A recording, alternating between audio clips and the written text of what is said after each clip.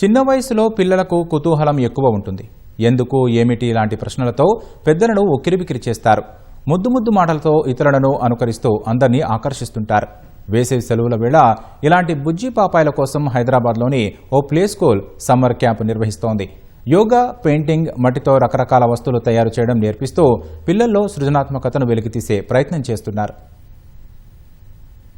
చిన్న పిల్లల్లో సహజంగానే సృజనాత్మక శక్తి ఎక్కువగా ఉంటుంది. చిన్నతనంలో వారికి నేర్పించినవే పెద్దయ్యాక పాటిస్తుంటారని వారికి నీతి కథలు చెబుతుంటారు. సాధారణంగా ప్లే స్కూల్స్ లో కూడా వారి బుద్ధిని, ఆలోచన సామర్థ్యాన్ని పెంచేందుకు సృజనాత్మకంగా ఆలోచించేలా టీచర్లు యాక్టివిటీస్ చేస్తుంటారు. ఈ వేసవిలో భిన్నంగా చేసేందుకు పలు పాఠశాలలు పిల్లల కోసం సమ్మర్ క్యాంపులు ఏర్పాటు చేస్తున్నాయి. కొత్తపేటలోని ఓ ప్రైవేట్ పాఠశాలలో పిల్లలకు ప్రత్యేక వేసవి శిబిరం ఏర్పాటు చేశారు. ఏప్రిల్ 21న ప్రారంభమైన ఈ క్యాంపులో యోగా, డాన్స్, మట్టితో వస్తువులు తయారు చేయడంతో పాటు డ్రాయింగ్, ఆర్ట్ నేర్పిస్తున్నారు.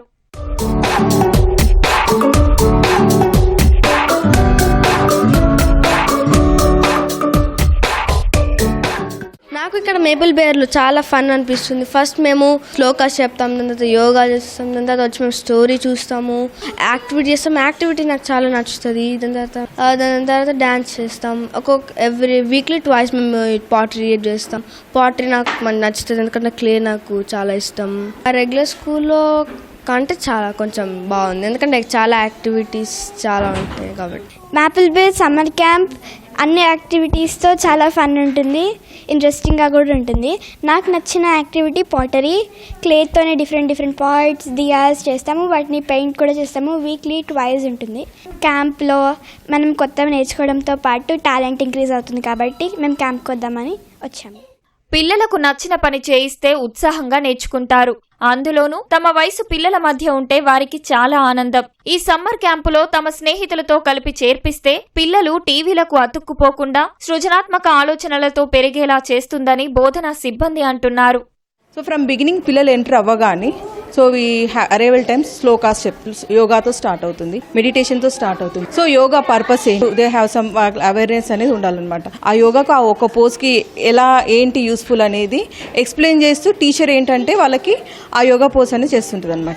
ఎథిక్స్ కూడా నేర్పివ్వాలి వాళ్ళకి. అపార్ట్ ఫ్రమ్ దిస్ వాళ్ళకి ఎంగేజ్ అవ్వడానికి, హ్యాపీగా ఉండడానికి, వాళ్ళ మైండ్ అనేది ఫ్రెష్గా ఉండడానికి so out of the syllabus ఈ థీమ్ అనేది మేము సెలెక్ట్ చేసుకున్నాం.